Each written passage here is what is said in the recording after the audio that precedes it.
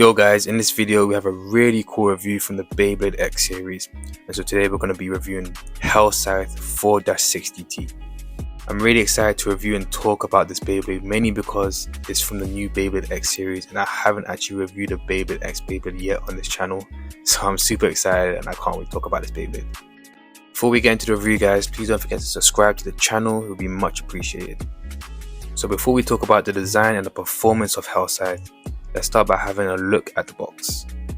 So the new Beyblade X boxes actually look really nice and slick. They look very similar to the Burst Quad Strike boxes. Well, actually they look exactly the same. Probably the X boxes are a bit bigger, but overall a pretty nice box design.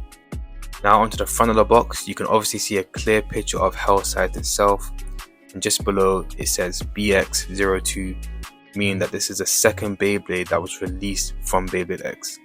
Then next to it says HellsScythe 4-60T.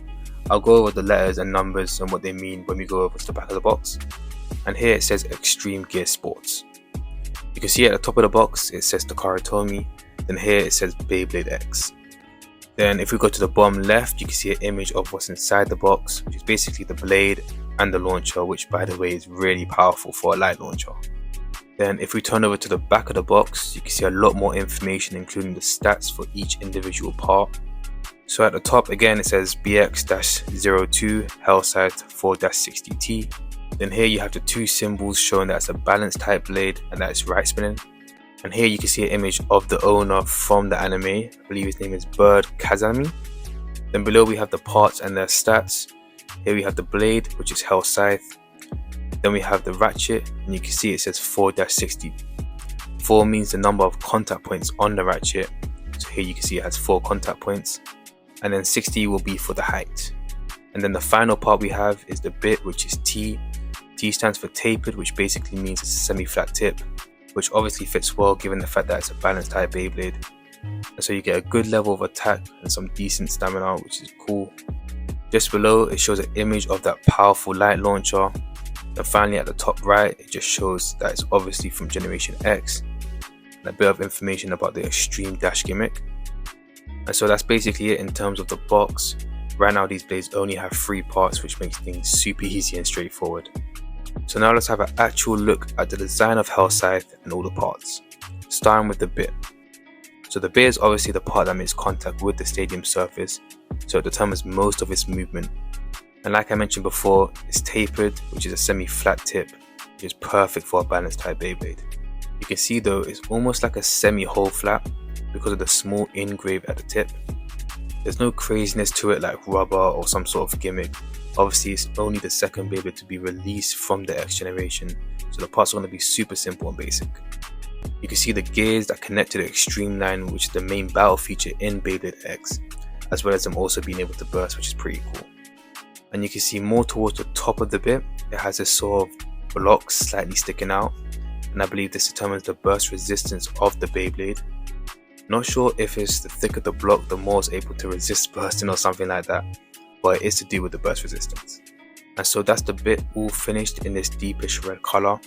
Now let's move on to the second part, which is the ratchet.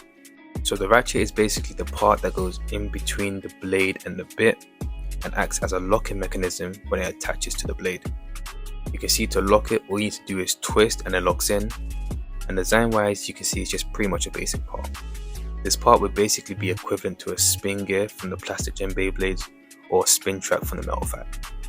It does look pretty cool with the clear red on the outside and then the clear plastic on the inside. So that's pretty much it for the ratchet, and then finally we have the HellsScythe blade. And I can say that this is probably one of my favourite blade designs from the Beyblade X generation. I really like the fact that it has 4 contact points, kind of reminds me of the Dragoon attack rings, which is really cool. Even though it has 4 contact points, the shape itself is fairly circular, and the contact points aren't really aggressive or protruding out as much. To be honest, this blade looks like it would be pretty good for barrage attacks just because of how circular and shallow the contact points are. Looking at the middle of the blade, you can see an image of HellsScythe itself, which is basically a red flaming skull. Overall, the blade looks really nice. Again, the clear red looks really cool, especially with the metal design on top. So now to put this together and see the design of the Beyblade as a whole. One thing I actually really miss is putting on stickers. I feel like as Beyblade went on, we started getting less and less stickers to the point where with Beyblade X you don't get any stickers at all, which is a shame. But I do get the fact that less stickers or no stickers mean you can keep the Beyblade in better condition, which makes sense I suppose. So here's HellsScythe all built together. Straight away you'll notice just how tall this Beyblade is. Beyblade X blades are much taller and narrower, which I'm not really a fan of, but it is what it is. They're mainly taller so the gear on the bit can connect to the Stadium Extreme line, okay? And so having a really short stacked blade would obviously make that difficult.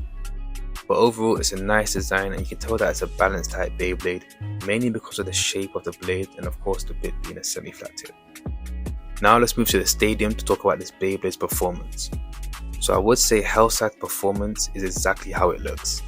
The tapered bit allows HellsScythe to move fairly aggressively, which means it can use the extreme line multiple times in the battle, which is pretty good.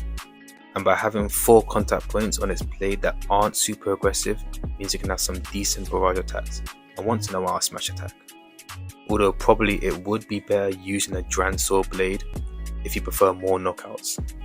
The stamina isn't too bad as well, so if you can't beat your opponent early, you're still able to stay in the game if it turns into a stamina battle. And so I'll say it's a pretty good balanced type Beyblade from Beyblade X. Overall, I think HellsScythe is a really good blade and probably one of the strongest blades out of the 4 first releases. Of course, it's still fairly early in Beyblade X, so we're yet to see any crazy parts right now. However, as it stands, this is a pretty solid balanced type Beyblade. So that's pretty much it for HellsScythe 4-60T. Really hope you guys enjoyed the review. I'm looking forward to doing more Beyblade X reviews, especially as we're getting more and more blades being released with more and more interesting parts, so can't wait for that. Thanks for watching guys, peace out.